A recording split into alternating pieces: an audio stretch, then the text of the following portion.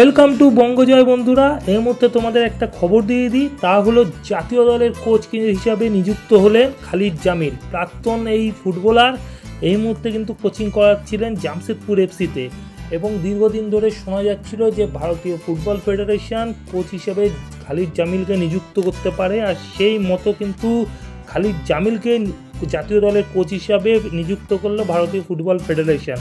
খালিদ জামিলের football career শুরু হয় 1997-98 মরশুমে মহিন্দা ইউনাইটেডের হয়ে।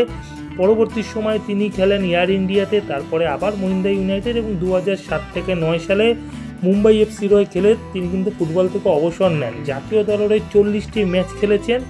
এরপর তিনি কিন্তু কোচিংয়ে চলে আসেন এবং 2009 থেকে 15 সাল পর্যন্ত কোচিং করান মুম্বাই এফসিতে আই লিগের দল। তারপরে 16-17 মরশুমে আইজলকে কোচিং করান এবং আইজলকে আই লিগ চ্যাম্পিয়ন করান।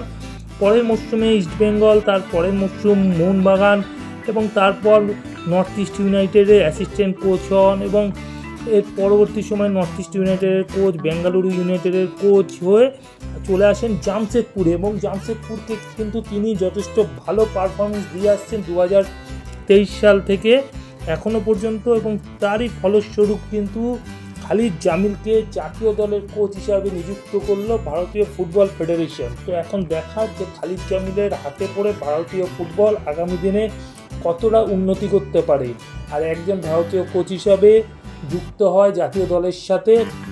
খালিদ জামিলকে কিন্তু আমাদের চ্যানেল বঙ্গজয়ের পক্ষ থেকে আন্তরিক শুভেচ্ছা রইল।